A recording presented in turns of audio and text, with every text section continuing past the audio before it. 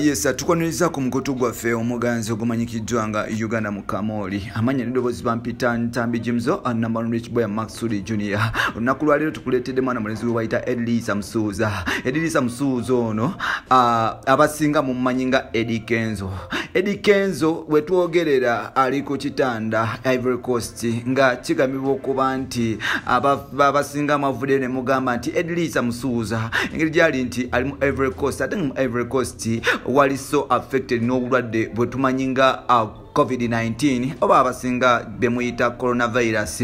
So Kenzo amawulire gavuddeyo ne gatambula nabwe gatyo ne gasaasaana mu bitundu by'eggwanga ebyenjawulo ekyatadde famire zeeko bunkenke kugatta ne yali muganzi Rema Namakula yavuddeyo n'aba nti yapapala nga yeekubirira endulu ng'agamba nti tata Amalu yani muva ku maaso naye ng'ate olunaku lwajjo olunaku lwa leero we bukeeredde tufunye omukisa ne tufunako Eddy Kenzo ku lukomo lw'essimu. Kenzo atugamba nti batandise okubisaasaanya nti mulwadde wa COVID-19 bwe bitu si bituufu ye tayagala kuba nti akola mawulire mu biwa bula ayagala kukola mawulire mu ngeri eri straight and very clear. So n'olwekyo yavuddeyo n'agamba nti mulekerawo kuba nti musaasaanya amawulire g'obulimba, mulekerawo kuba nti mumuwaayira. Kenzo agambye nti obuzibu bwe yafuna nga tuse mu Ivory Coast nti yagenda nga alina ebirowoozo nti yali bwe yatuuka Ivory Coast of course alina problems za family, alina problems z'omwana okuba nti tamulaba mamusuuza nti Rema Namakula okuba nti akweka omwana. Kenzo agezako okuba nti anoonya mwana we tebamumuwa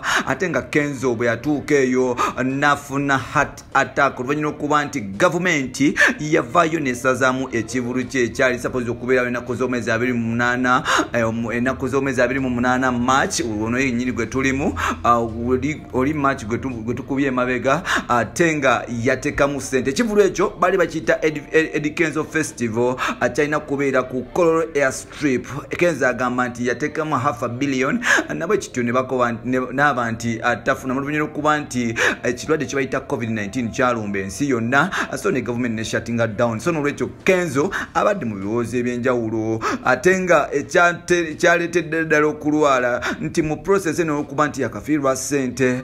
Kenzo yakafiirwa ssente. Kenzo talaba ku mwana we ate ne bamuggalire bwero. Kenzo agamba nti he miss home ebintu ebisinga nti bakyalibe bali mu Uganda nti bakyalibe si bibaddiddwa dogoba nga abantu bwe bagamba. Kenzo agamba nti ekyo kyennyini stress emazeeko emirembe ate ali depressed. So n'olwekyo Eddy atangazizza eggwanga agamba nti obulwadde obumuluma si bwe buli mmwe bwe mugamba. Abamu mwabadde mutandise okugamba nti Kenzo kirabika yalina obulwadde obulala engeri gyali nti akutuka ekiwalata naye so nga ate munnange ebintu ebyo bimugamba si bituufu. Eddy Kenzo stress emmalawo. Eddy Kenzo buli kimu kimutawanya right from family, right from emirimu gy'akola n'ebintu ebirala. So n'olwekyo muganda waffe Eddy ali ku kitanda naye nga wetwogera tali bubi nnyo embeera ye ezaamu ku maanyi. So n'olwekyo mulekerawo kuba nti mutambuza amawulire g'obulimba mwenna abagatambuza wano nno kubatambuza amawulire g'obulimba. Njogera ku mwana mulenzi nga gwe bayita Ashba Kato ne group yo babloga munnange mutandika okufuna ku